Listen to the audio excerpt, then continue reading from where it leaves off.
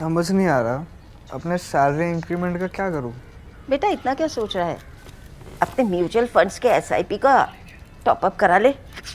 This is the right time. क्या? समझ में नहीं आया।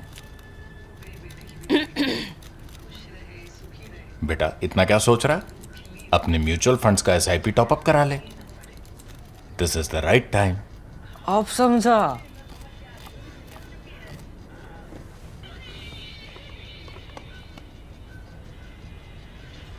Mutual fund investments are subject to market risks.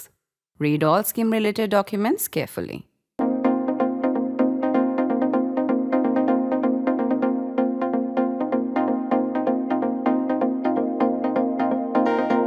Abki baar 75 paar.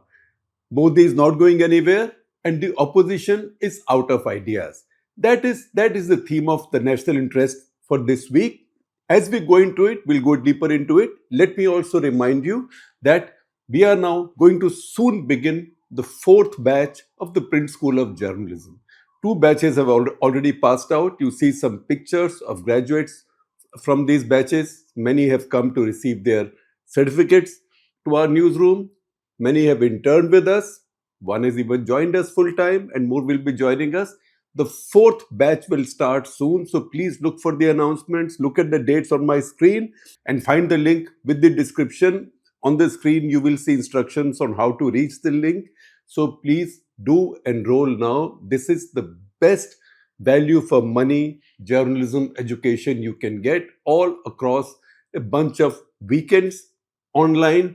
No 2 years of this or 3 years of that. So if you want to become a journalist at whatever age, or you want to learn about journalism and use the skills or training into whatever pursuit you might have chosen for your career, please enroll now because seats are filling up very soon. That said, I'm back to my Abki baar 75 paar theme, and I will also explain to you what exactly do I mean with this. Heading for the first anniversary of his 3rd term, Narendra Modi looks and sounds supremely confident and self-assured again. You can see it in his body language. The diffidence, the stress lines you could see after that verdict of 240 seats is gone. Haryana and Maharashtra victories helped, of course, as did the disarray in the India bloc. But there is a deeper and more substantive justification for this new confidence bordering on smugness. It is the bankruptcy of new ideas from his challengers. There is nobody, no leader, no party, no idea that today threatens to disrupt national politics.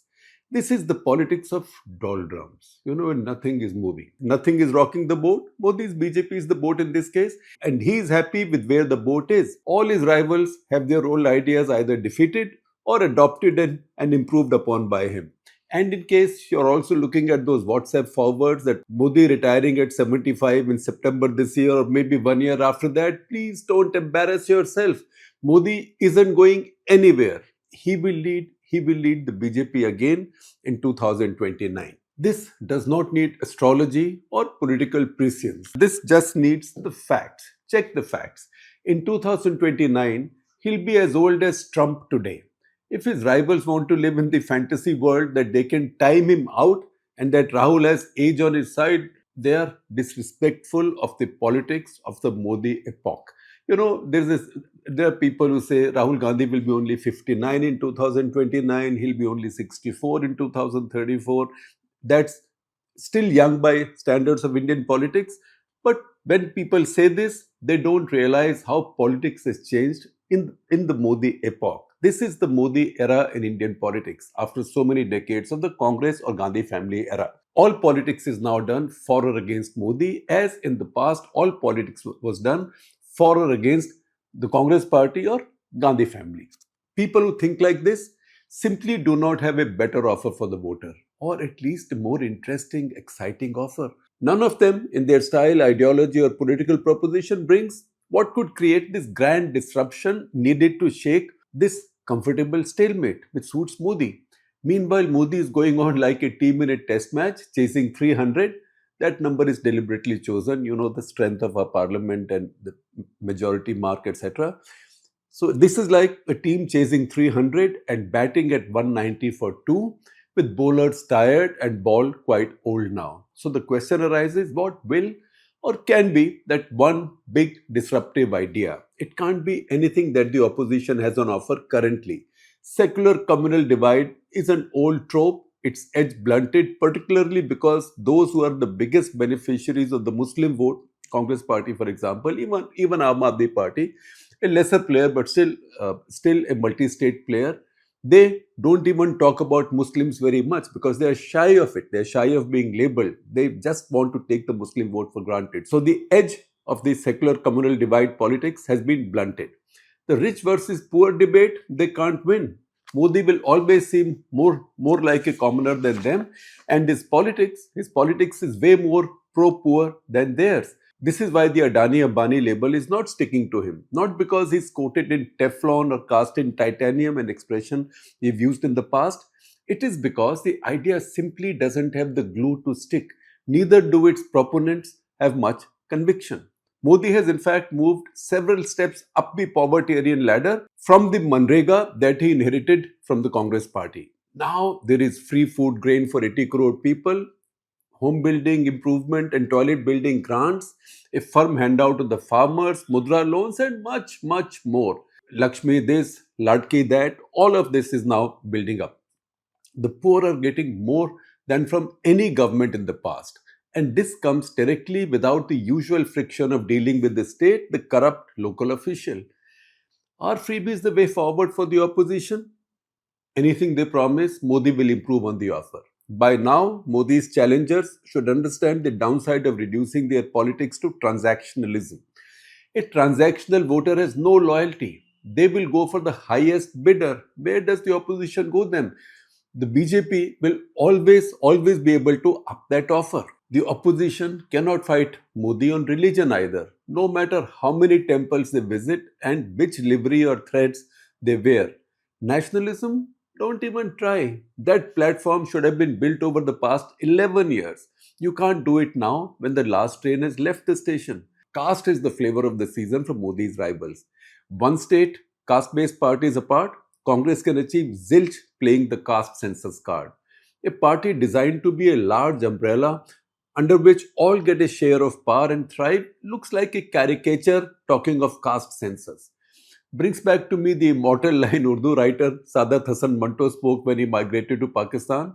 When Punjabis, who are the vast majority in Pakistan, when Punjabis speak Urdu, he said, it sounds as if they are lying. The Congress pretending to be a caste census party and offering social justice through that sounds just like that, as if it's lying.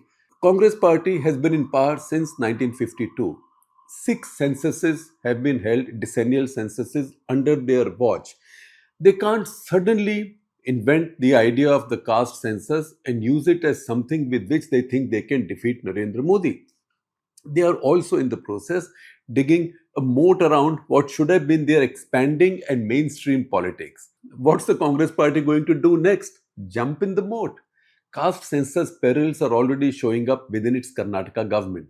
If somebody convinced Rahul Gandhi that caste census is the killer idea to disrupt Modi's power, he needs better minds. Even a McKinsey with no idea of politics would not have come up with a joke like this. Which brings us to the question we started with. Is there an idea, a leader, or political movement that can turn this game as a 6-over Bumrah burst might do with the rival cruising at 190 for 2? Chasing 300? Since 1969, only 3 big ideas have emerged in Indian politics. Garibi Hatao, that is Indira Gandhi's hard socialism, Mandal, which was social justice, and Mandir, which is Hindutva. Each has had a successful run for varying periods. The challenge is, 2 of these are fully shared by all 3 major parties, that is socialism and social justice. Hindutva is still the BJP's monopoly. When others, led by the Congress, promise to do socialism and social justice again, if better, it excites nobody. Least of all, it excites the nearly 15% voters who can swing between sides. We know from data that 20% are committed to the Congress. That's Congress party's pakka vote. And about 25% to the BJP are ideologically committed there. Another 10 to 12% vote comes to the BJP as Modi bonus. These voters got tired of the Congress and crossed over. They are not the BJP's ideological voters, committed ideological voters. They will not return, however, if you repeat the old mantras. To be boring and predictable is a crime in politics. We look at the picture in the democratic world across the globe. In the past 5 years, we have seen some really unconventional characters reinvent politics to disrupt ossified political patterns. Donald Trump's politics has no resemblance to the classical Republicans. MAGA is a different party with its own ideas, style, method, language, and an outrageous disrespect for any established conventions. Enough voters in America, now we know, like this. After the usual Republican Democrat cycle, there is product differentiation. Giorgia Meloni achieved this in Italy. We are not even counting Viktor Orban because Hungary as a democracy is still a work in progress. But think about a complete outsider, young Javier Milei, armed with a chainsaw to cut the government into half, upending established politics in Argentina. His product was so radically new that the voters, bored with the same old, gave him a chance. Closer home in its heyday, this is how Aam Aadmi Party swept Delhi and later counterintuitively, given how strong religion is to the state's politics, even Punjab. A Milei looks an impossibility in a country India's size and diversity. But ideas can come in. Please note that Milei's ideology is neither left nor right, but libertarian. In India as well, we've had a libertarian party, Swatantra, founded by Chakravarti Rajgopalachari in 1959. If you read the 21-point charter of this party, it is the first agenda for Indian libertarians. It's the original minimum government, maximum governance party. It distinguishes between regulation and control. This is distribution of existing riches and talks of creating more wealth through production and more production possible only by industry. This is a quote from Rajaji, Chakravarti Rajgopalachari. Production and more production possible only by industry helped with incentives, savings and capital and not taxation and repression. This party was actually growing quite well. It was young. It was only 8 years old in 1967 when it got the second largest number of seats for any party in that election. 44 seats. Mrs. Gandhi won that election, her first election, but the largest single party in her opposition was Swatantra with 44. That shows there was some juice in the idea, even almost 60 years back. In conclusion, I will quote a couple of lines spoken by Swatantra leader Minu R. Masani in the parliament debate on Indira Gandhi's bank nationalization bill. And I quote from his speech in that debate, "The consequences will be disastrous for the economy," he said, and then he elaborated, "I want to warn her," that's Mrs. Gandhi, "that whatever is nationalized has three evils. One, bureaucratic red tape and inefficiency. Second, that it is subject to political influence, graft and corruption. And third, inevitably, almost all state enterprises make a loss." Mrs. Gandhi's Garibi Hatao populism and labeling of Swatantra as the party of princes, while she abolished their titles and privy purses, killed the party by 1974 at the age of 15, even before it had achieved adulthood. Party died. Must good ideas die? A true challenge to Modi power will rise when somebody has the audacity to speak such truths. India is now bored and fed up with the meandering politics of alleged right and left bundled together in old socialism. Only a truly new product, a surprising idea like a libertarian challenge can upset this mango cart.